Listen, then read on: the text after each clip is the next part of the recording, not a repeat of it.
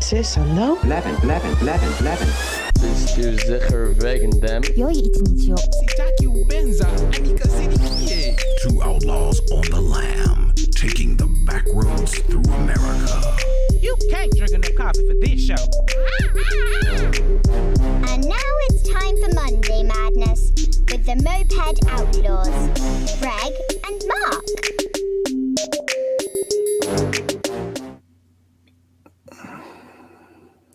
And then there was silence. Yep. Deafening silence. What's the HIM stand for? His Imperial Majesty. His Imperial Majesty Marcus Venticus. Yep. Is that a Roman reference? No, it's a silly reference. Okay. From the land of laughter. Yes.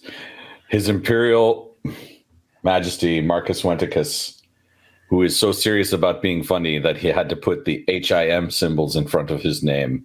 All right. And you're Jenny on the Block, which is a reference to... My hometown. Which is? Brooklyn. That's not your hometown, really. Yeah, it is. It would be if you were a certain... I was just a young girl on the streets in the Hispanic, Latin part of the Bronx. Yeah, I can really tell your Spanish history from the heritage from the way your eyes and your hairs and hair look. You know, I get that a lot. And I just that's why Jenny on the Block. I'm still the same girl that I was growing up, you know. I watched Marry Me last week. Did you like it? I did, and I didn't like myself for liking it. A guilty pleasure. I love it. I love those silly rom-com movies. And I think, you know, those two are great when they do them. And they've done a few. Yeah. It would have been really bad if they had cast her current boyfriend. Ben Affleck. Yeah, Ben Affleck. Did you see the Accountant? His movie, The Accountant? I did. It's been a while. So fucking good. Yeah. That is so good. That is a great movie. Yeah. So what I'm watching now is a Hulu show called The Old Man. Which is about a very, very old guy who had evaded. He was part of the CIA and he did some shenanigans in Afghanistan and then disappeared during the Afghan-Russian war. And it's all finally catching up with him. I was watching Only Murders in the Building, the second season. Yeah, we started watching that this week too. But somehow I got kicked out of Hulu. Did you now? Yeah, I don't want to go. What did you tell her? What did you say to Hulu? I said, bitch, I'm still the girl you knew in preschool. Quit being a bitch. Just Who knew? you're behind the counter of 7-Eleven and I'm driving by in my Bentley doesn't mean shit. So now I'm starting to understand that you're identifying with J-Lo. I don't know what you're identifying with, J-Lo. That's just a moniker that people gave me, and I use it. It's fine. When did they give it to you? After that last gold record? No, that J-Lo was pretty early on in the career. Yeah. You know, your summer school's crimping on our summer camp. Yeah, it's crimping on our thing. We don't have anything that we thought of to talk about today. We don't know what we're talking about. Isn't that amazing? We didn't know the times that we had things to talk about that we didn't know. We didn't know what we were talking about. I'm not worried. You shouldn't be worried. The audience, you guys shouldn't be worried either, because the whole pull of this show is our personalities. And our good looks. Well, that's self-accepted. That's important for an audio show to look good. Well, it is also live for now. Although YouTube keeps threatening us. No, see, those aren't real. No, it's Facebook. Oh, we're getting spam from someone who wants us to give up our passwords. Is that what that is? Facebook. It's from Facebook. Facebook. Yeah, and they're not real. They're like, you click through to Facebook, and then there's a message on there to click this link, and that's the nefarious link. Don't do that. Yeah. Yeah. PHISHING, phishing. I don't even know if it's phishing. It just might be malware. It might be horrible. Might be a bomb in the face. Wow. Speaking of which, speaking of bombs in the face, how's your one of mom? the great things we do at summer camp is we give the kids the opportunity to pie the instructors on Fridays. Every Friday? Yeah, every Friday. During the week, if they do good things, they get what's called pie points, and we keep track of the pie points. And then we put them into a random drawing, and then we pull 4 names out. And if you're picked, then you get to put a shaving cream pie, in the face of any of the administrators or instructors. Now, I am going into next week will be week 5. No, week 4. And so far, no one's decided to pie me. All right. Oh, wait, that's wrong. I got pied the second week. Oh, see how soon they forget. Yes, very soon, in fact. Kind of and wearing I added some down. theatricalness to it when what we do, because they're shorter than us, is we sit on a 5-gallon bucket out in the yard on the AstroTurf. And what I did was when this person pied me, I flung myself backwards as if I had been pied intensely. Nice. It was fun. A little bit of stuntman Marc. Has the young man who accidentally tossed his brother to the ground and was a troublemaker, but turned out to be an ace programmer? He didn't come back this week, but he left on good terms. And I had a different possible concussion this week. Oh, nice. But did that kid get any pie points during the 2 weeks? Let me think. Well, yes, actually, he did have 1. He had gone up at one point. He had 5, but he had knocked himself back down to 1. Oh, so you earn them and lose them, huh? You can earn them and lose them. And then last week, go negative. They don't go negative. You just get 0, and then you're out of the running. Last week, we had someone who was in another class. They had 1 pie point, but the instructor really was thinking they should have no pie points. And then they got picked, and then the instructor was like, "Oh dear," because they were so bad. They were just so uncooperative and talking over the teacher and all these things. And then we had a meeting on Monday. We're like, okay, make sure you put 0 pie points down if what you want is for them not to be able to get their hands on a pie, because if you just put 1, it's still a random chance that they'll get it. Oh, I see what happened. The instructor gave them 1, like out of a sympathy point. Whatever. Yeah. And then a misunderstanding of the rules. Yeah, they were like, "Oh, I was so disappointed when they got picked," and I was like, "Well, why did they have a pie point?" Yeah, it's fun. We have a random generator that we do the pie points with. It's called. Wait, so only 1 kid gets chosen to pie someone? No, we do 4 different kids. I think all kids with pie points should be able to pie someone.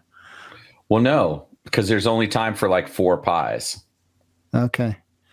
Well, what if they all line up? Everyone with points lines up with a pie, and then all the instructors and admin, they're all there in a line on buckets, and the kids just run up and pie you all at once. Bam, bam, bam. Like a total anarchy frenzy. You got Metallica playing in the background. I'll suggest that at the next staff meeting. Okay. It's Monday. Monday is the next staff meeting? Yeah. Okay. I'll suggest that, and we'll let you know in 3 weeks. And tell them, give it a try this Friday when I'm gone, and let me know how it went. And let's see if we're going to do it again the next Friday. That's right. That's brilliant. Yeah. For those of you who don't know, we are recording 2 episodes today because I'm going to be going up to Tahoe on July 21st. And then on July 22nd and July 23rd, I'll be reuniting with my bandmates Lumination. We spoke a little bit about it at the end of last week's episode. But we're doing 2 free concerts, one at Music on the Beach, which is at Kings Beach, and then the other is at the North Star Resort from 3 to 6 p.m. on Saturday.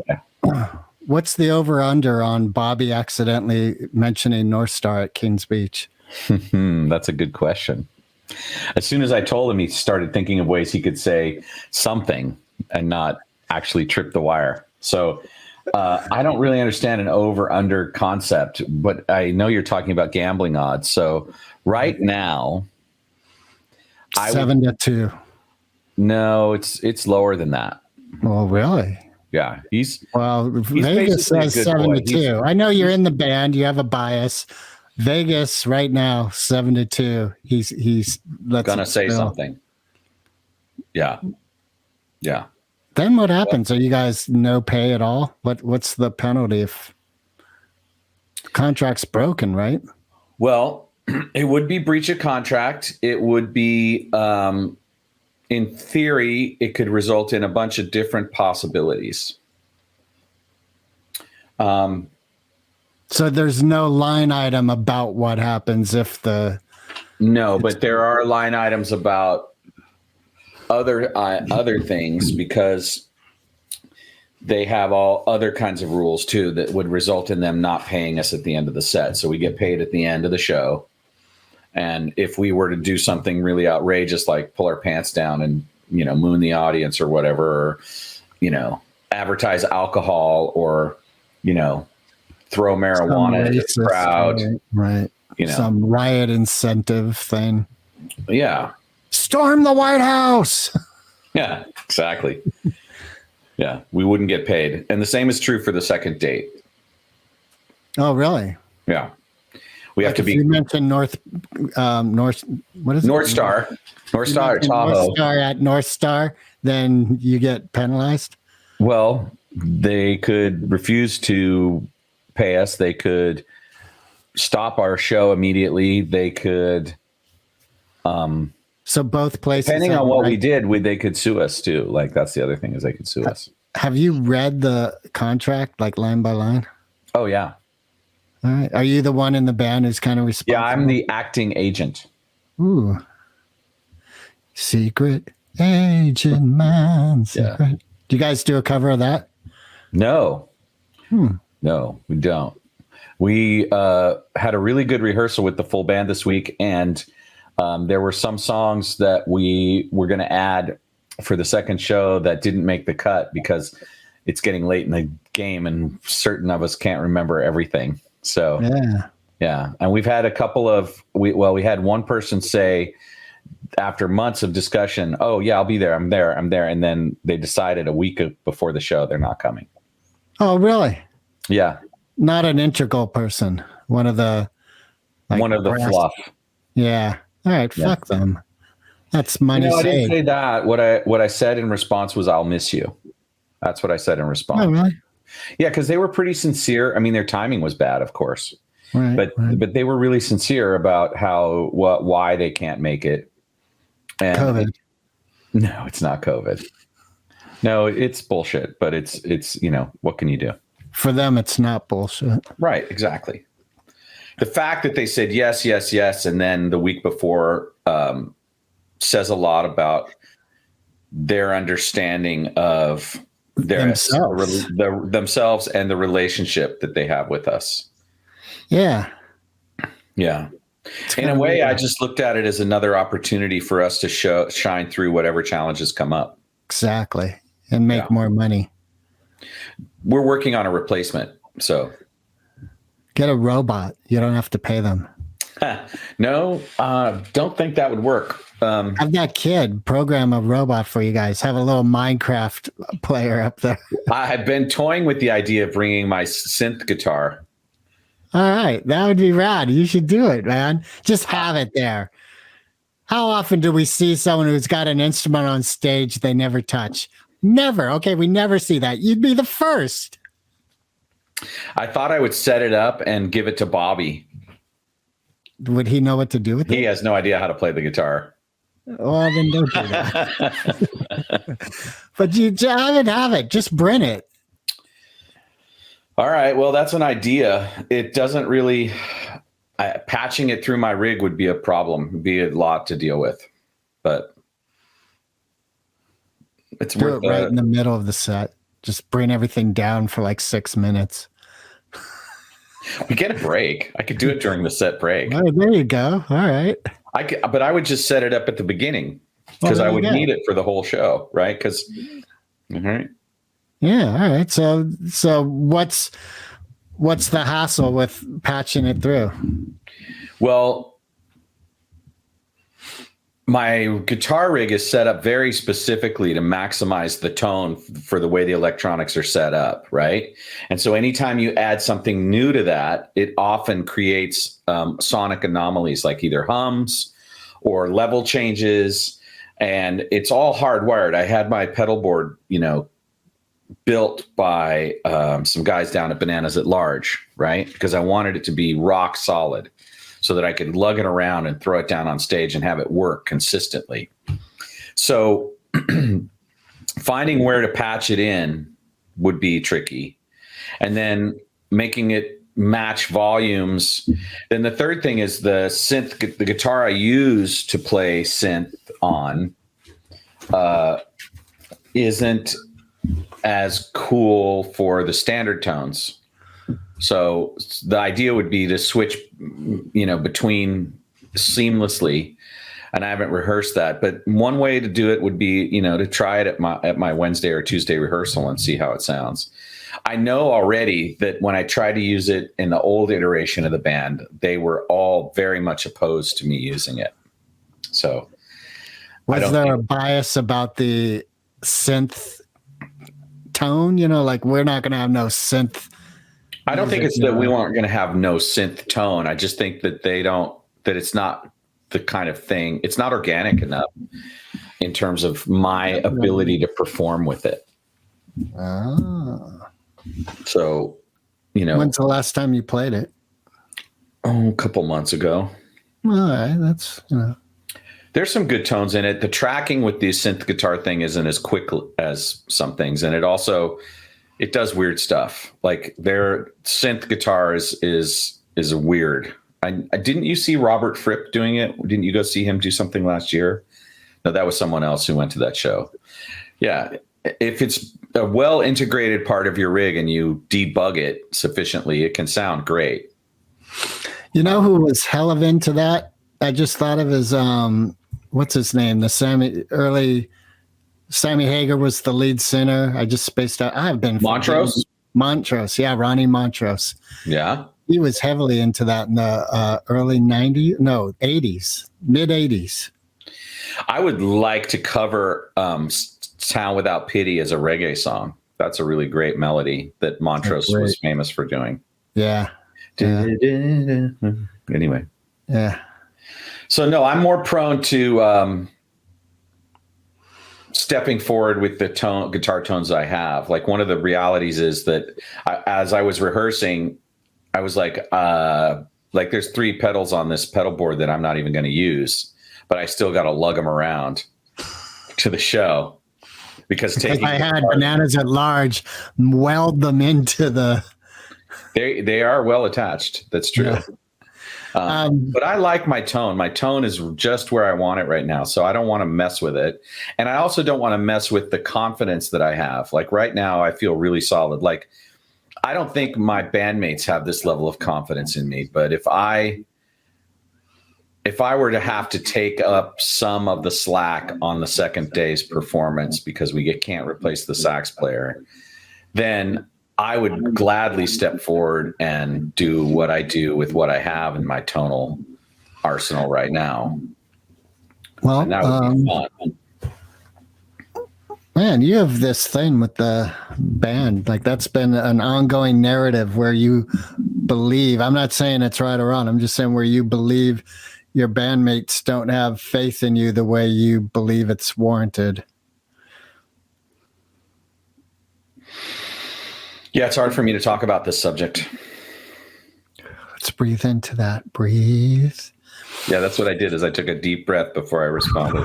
Picture marigolds raining down from heaven. Picture little black notes pinging out in the perfect harmony.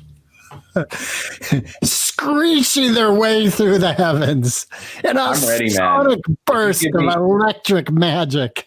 We don't have anything else on the books. I mean, we talked about doing a local show here in the Marin area, and we have a tentative agreement for one band member to do that with us. So that could happen. One band member. It'll be you and Bobby showing up. No, what I mean is there's someone who's really busy and it's hard to get them booked for shows as Lumination. And that's been our challenge the last several years. The bass is on fire. We don't want the water. Let that bass burn. Burn, bass. If you're going to out me, I can't talk about these things. You have to trust that when I That was a guess. When I don't call something out, it's because I actually don't want to bring it forward. And then when you do it without me, you make my life harder. Sorry. Right? I have to live with these people. I care about these people. Of course you do. You play with them. Anyway, so hopefully we'll get to do that show. But ultimately, I'm not worried about what they think. My job is to show up and be in my heart, play to the best of my ability, and connect with the audience. What I'm wondering, of course, and we don't even have to stay on this because it already is a hot topic here. We found our topic. We're back. Emotional eating. You found where you can poke at me, which is your favorite thing to do on the show. It is. That's why I was going to call it Pokey Outlaws, but that had a weird ring to it. Outlaw Pokey. I got this little picture of Gumby and Pokey in my mind. Exactly. Both walking around with six guns. Yeah, I love the Gumby theme song. May I just say, that is beautiful. Art Clokey was a genius. Is that who did that? Yeah. Yeah, he was. Those weird alien things he created, or like the nemesises of those cartoons, were wacky, man. Really wild. I just last night watched the end of "Won't You Be My Neighbor," the biography of Mr. Rogers. And that's not the dramatization starring Tom Hanks, right? No. Correct. This is the actual documentary about Mr. Rogers, and it's really good. Like, just, it's interesting that towards the end, like his last days, there was an element of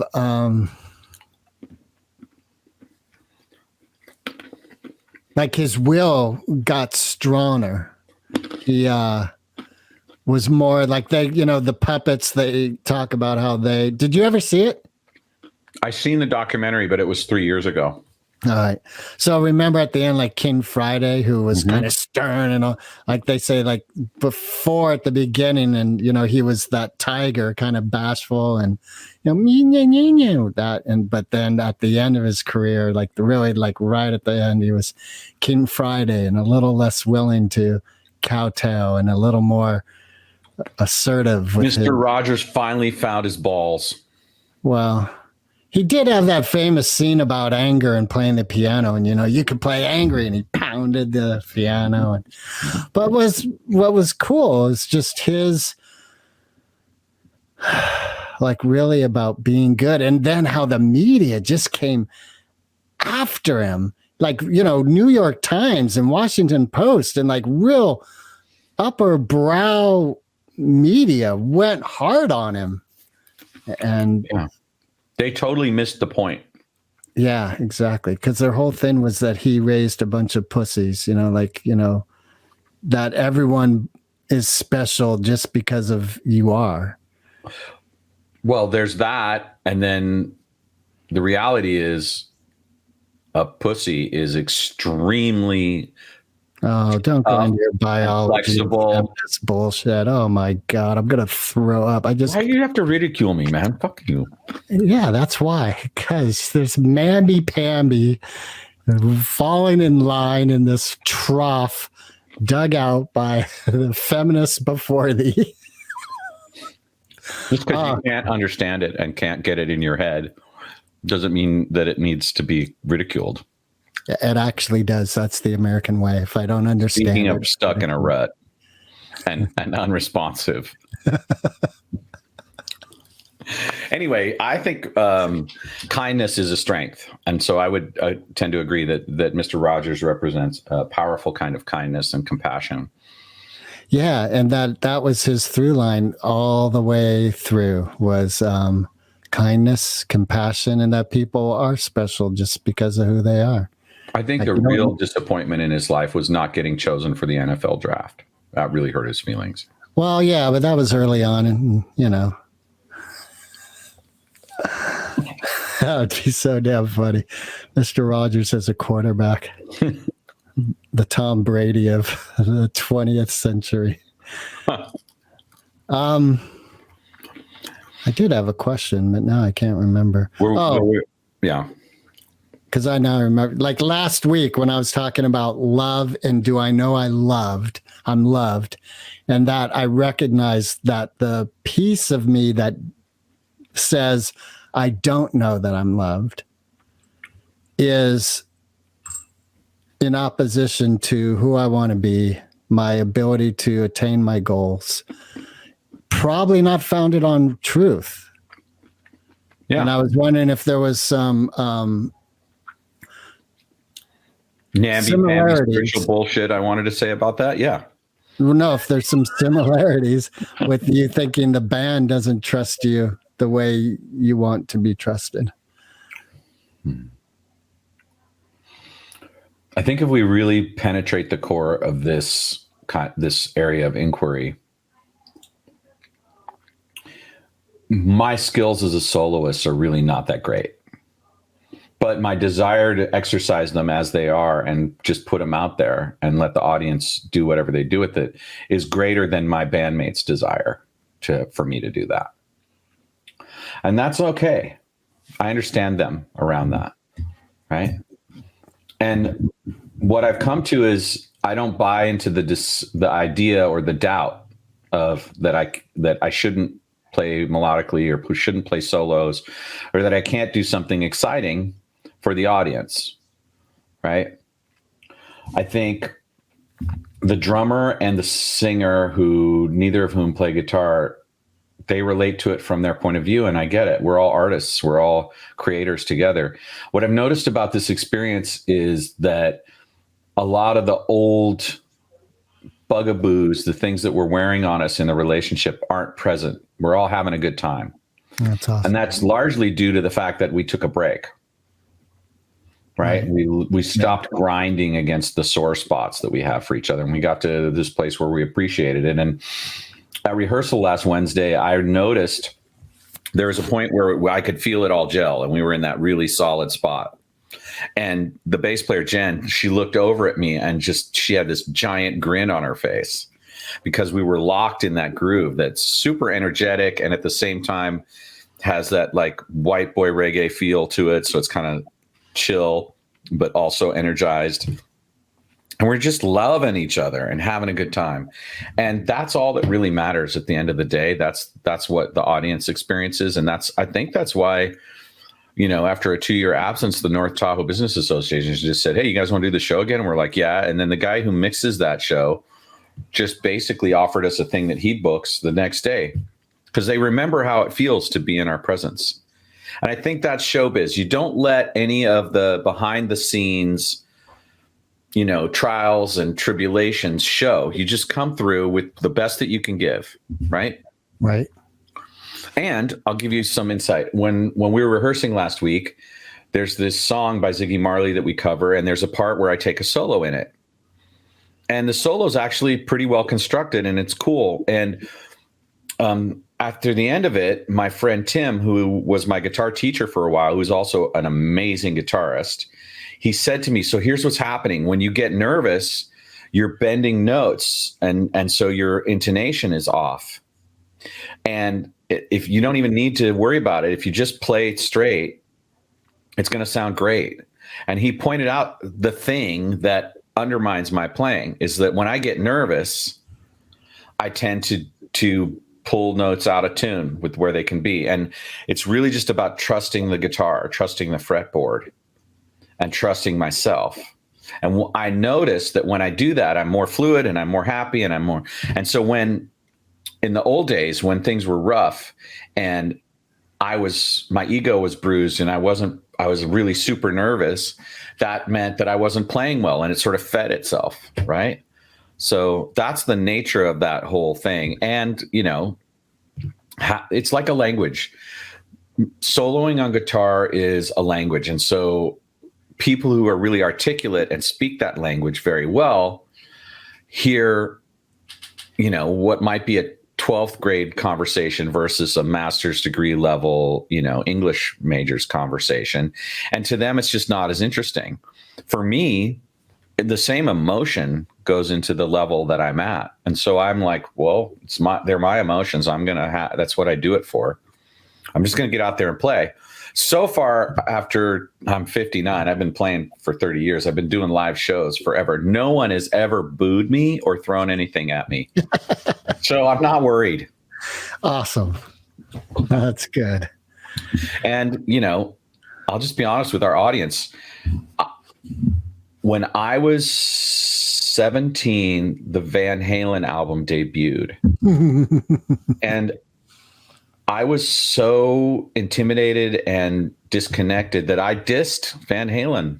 Wow. And as a result, I didn't pursue that level of physical dexterity as a guitarist, right? It felt performative. It didn't feel soulful until I got older and I could understand it better, right? Is that throughout all the Van Halen albums, like up to 1984? I don't know. I just thought when it first came through, I was like, no, this isn't for me. And I was honest with people. I'm like, no, I don't like Eddie's playing. That's how I feel about Al Di Meola and Yngwie Malmsteen. Right. I think there's no soul there. Maturity and a refined ear has gotten me to the point where I really appreciate Eddie Van Halen's playing now. I can hear his emotion in it, right? And I went when the first year that Sammy joined the band, I bought tickets and I went to the 5150 show at the Cow Palace. That was an incredible show. At that show, Sammy Hagar was climbing the lighting rig. And you know what? He was playing killer guitar and standing next to Eddie Van Halen taking solos. That's balls. Yeah. Yeah. And that was just work. That's one thing I'll say about Mr. Hager is he can hold his ground. Like he's not afraid to just be in the pit with whoever's there. Mm-hmm. And he kind of loves it. He kind of relishes it. Mm-hmm. And if you put me on stage with Sammy, I mean, Eddie's dead. But if you put me on stage with Sammy, I'd fucking take a solo. I'm not afraid. Yeah. It may not sound as killer as some of the other guys, but I don't care. Have you seen that video on YouTube where Tom Morello joins Bruce Springsteen in the E Street Band? Mm-hmm. It was some like not a tribute, but some special thing. No, I haven't seen it. What's cool is if you see, I think Tom Morello on Howard Stern talks about it. Mm-hmm. Because he does his Tom Morello solo, which is, crazy. Wow. Yeah, exactly. Yeah. And just in a nutshell, part of what I loved hearing is that Springsteen just gave him like the green flag, like just go for it. Right. And he was sort of like, roll is. Right. But Tom was kind of like, what, is this going to work? He was nervous and I think they changed the key on him in the last second or something like that. Wow. And I forget if it was Bruce or who's the other guitar player that has that radio show. Van Zandt. Steve Van Zandt. Steve Van Zandt. One of those two came up to Tom and just was like, hey, it's rock and roll. Don't worry. You got this. It's all good. And Tom was like, oh yeah. Okay. Protest song, rock and roll. That's my pocket. I can do this. Okay. Absolutely. Yeah. Which just speaks to what you're saying, like that nervousness to learn how to, all the nerves in the world before the stage, but once you're on there to be able to just. It takes me about 2 or 3 songs for the adrenaline to subside a little bit and for me to get into my pocket, which will be interesting because I think I have a solo on like the second song in the set this time. That's where rehearsal comes in handy because you have it down. Yes. the thing that shifted it for me was Carlos Santana did a masterclass on the masterclass station.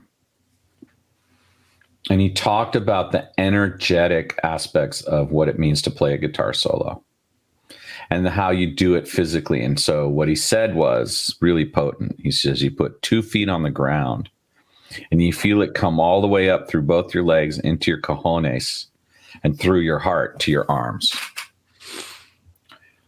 And he also is the king of one note. Yeah, right. It is. Right. The sustain. Yeah. Right. And so it's really about that tone and then the soulfulness you put in the tone. Right. And so what my teacher said to me at rehearsal, what my fellow guitarist in the band, Tim, said to me at rehearsal the other day was right on. It's like when you're nervous, you start to fuck around with it and it ends up hurting you. Just sit in the way that you play.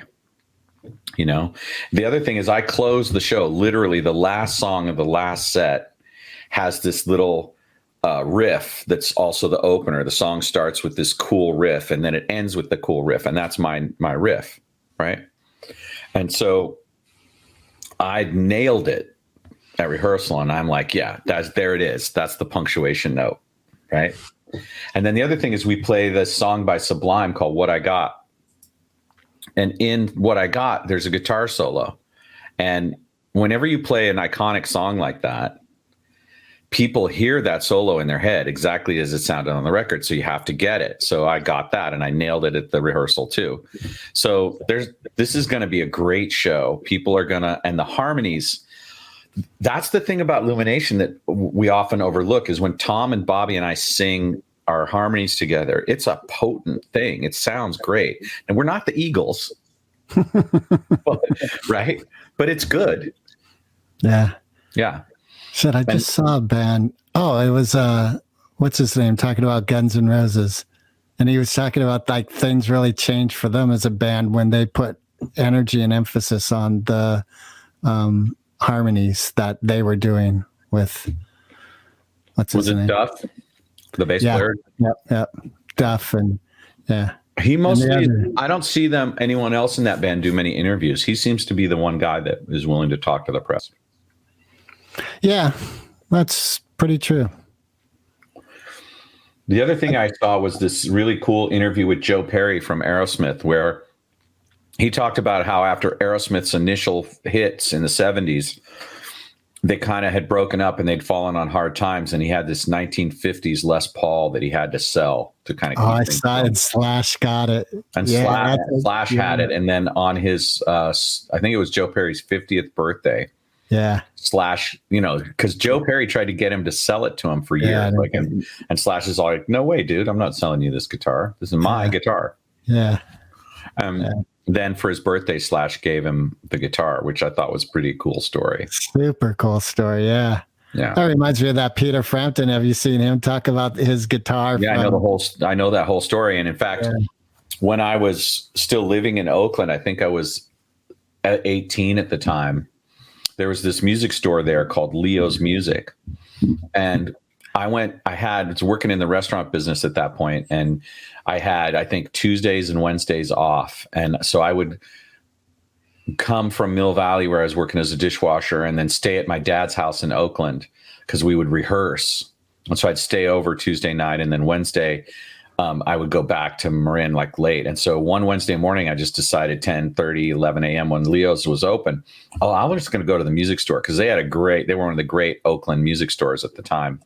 And I went in there and I'm kind of checking out the guitars, and I notice it's me and Peter Frampton. It's like 25 feet away from me. And I'm like, huh.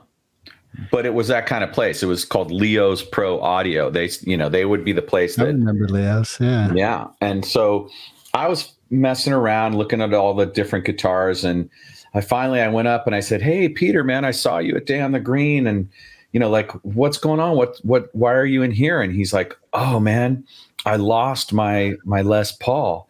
And so I'm on a worldwide search to find my Les Paul." Wow. Or to find a replacement.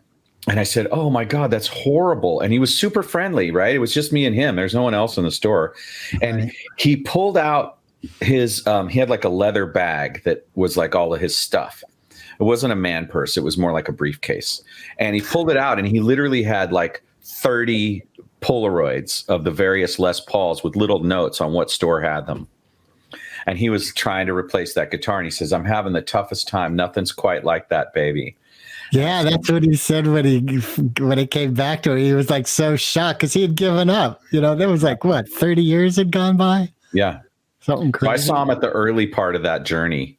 Yeah, and, you did. That's him, a fucking height of his chaotic takeover of the world. And at first I saw the staff get super nervous as I started to walk over towards him.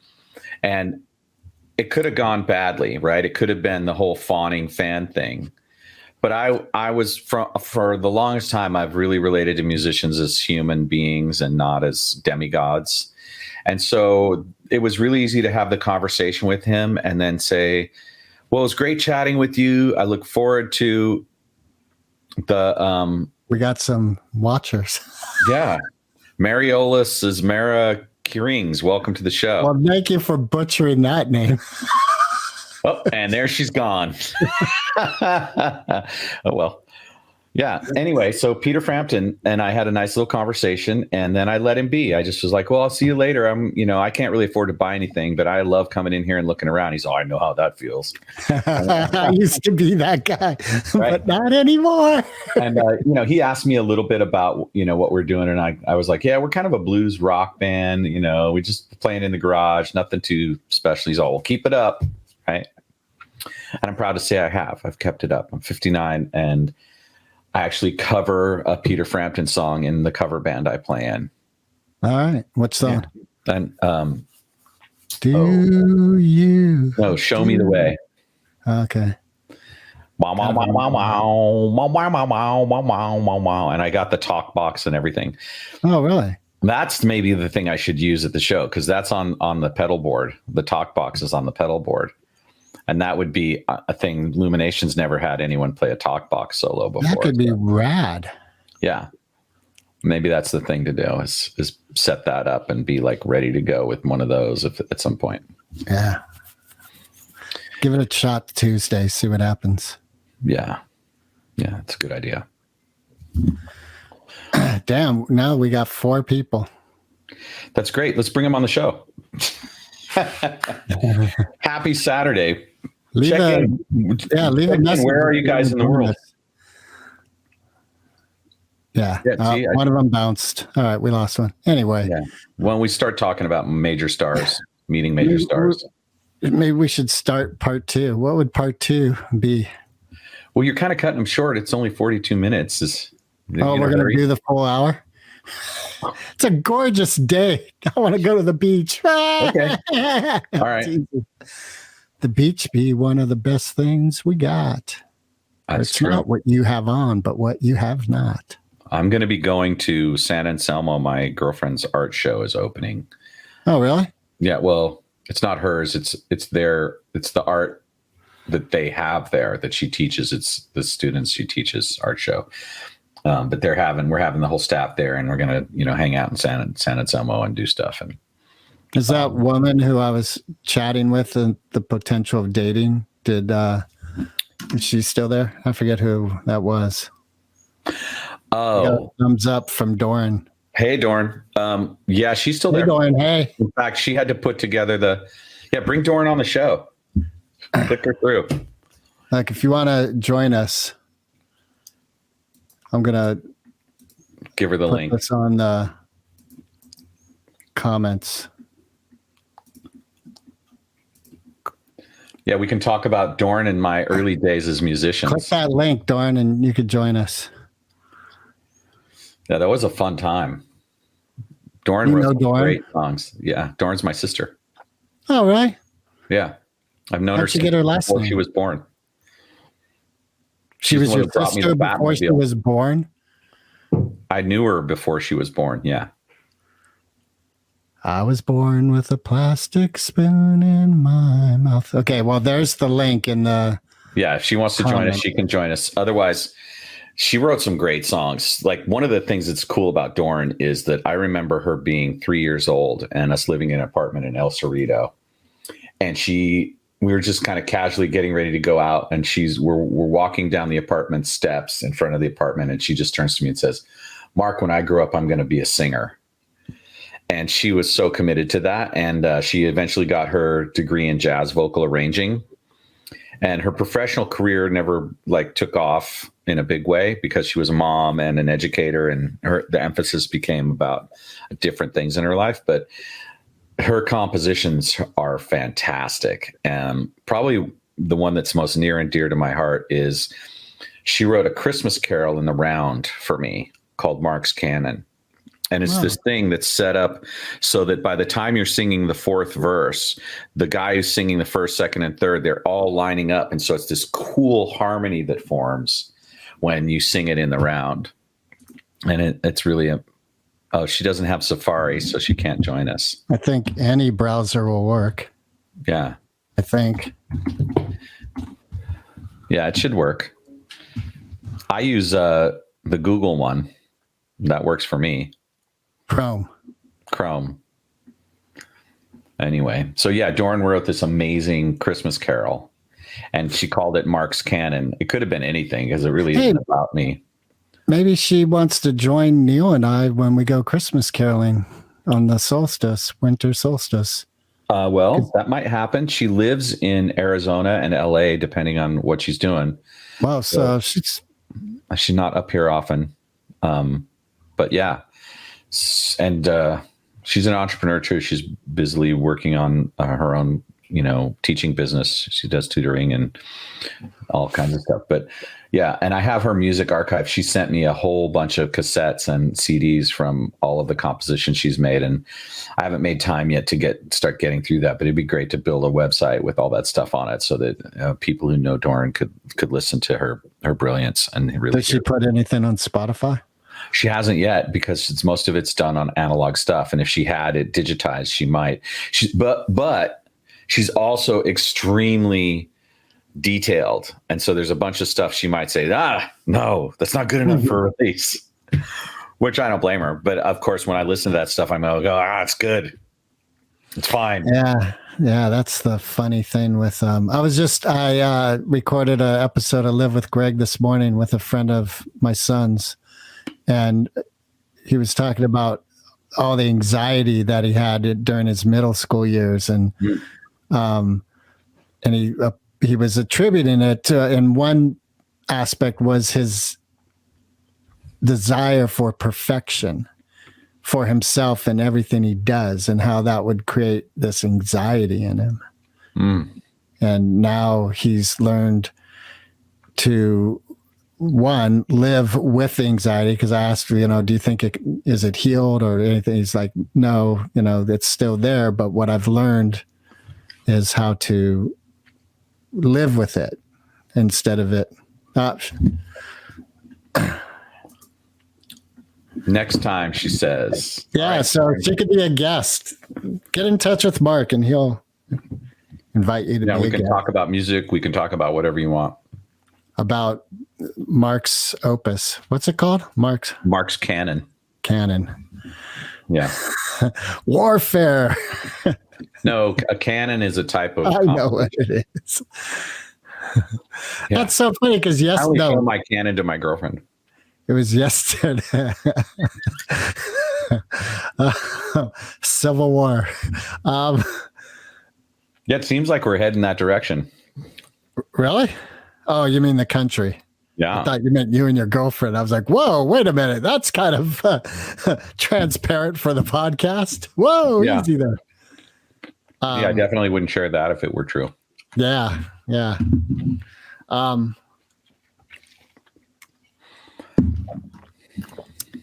you think we're going to be going and having a civil war? You think Trump's going to run? I think he's going to commit suicide. Just like his benefactor before him, Adolf Hitler. I think he'll suicide, quote unquote, air quotes. I think there's enough people who. Oh, there she is. I'm here on my computer. Is that Doran? Yeah, let her in. Well, I have to post the comment again, maybe. There you go. Maybe she still doesn't want to come on. I have no idea what's going on. But that's her. That's a great. Well, that'll be perfect timing. By the time she gets on, it'll probably be time for part two. In fact, tune in next week if you want to hear how the story turns out. Yeah. Oh. I just really, before Marc. you think so? That's the end of this one? No, it isn't. Wait, I first have to apologize for raking you over the coals and outing something you were trying to hold private, and I threw it out to the world. And not that it was that big a deal, but well, apparently it was in that moment. Yeah, I guess I'm very protective of the people who are close to me, especially my bandmates. Like, it's one thing for me to be honest about my own point of view, the things that are happening for me. But it's isn't not that a positive if someone's busy? It's nothing negative. You're saying like they're so busy that they may not be able to do it. That's all you were saying. It's not a negative. Mm-hmm. But maybe behind the curtain, the band is like rumbling. Maybe we can act it out with hand puppets. I'm sorry, guys. I'm too busy. I can't really book another thing this summer. Did you touch your bass strings? No. We're stealing your amp. Whoops, Robert. We're stealing your amp. Hey, do you have Doran's email? Yeah. You could email her that link. Yeah. Well, do I need to do it now? Well, she said she switched over to her computer so she could join us. All right. I will forward it to her. All right. Oh, look, now we have 7 viewers. This is the most people. I'm going to cry. You all make me so happy. So Doran has been forwarded the link to her email. Groovy. All right. So maybe part 2 will be with special guests. Doran D'Amico, songstress, educator. Doran Marie D'Amico. Yeah. D'Amico's my mom's side of the family's maiden name, which it's the feminine maiden name. It's not even my grandfather's original name, right? He was a Doria, but they traced back the feminine line, the female line. How far back? Like, far enough to get the D'Amico name. Yeah, because that was still probably a father's name. There's something to what you're saying, Greg. That's part of the ridiculousness with the whole, it's carved in stone. You can read it yourself. Oh, really? Okay. Let me put that writing right next to this other writing. God, people, the adamancy of righteousness is just chaotic. Yeah, and the adamancy of the anti-righteous is just as chaotic. Absolutely. Absolutely. Yeah. Amen to that, brother. Amen to that. Recording stopped.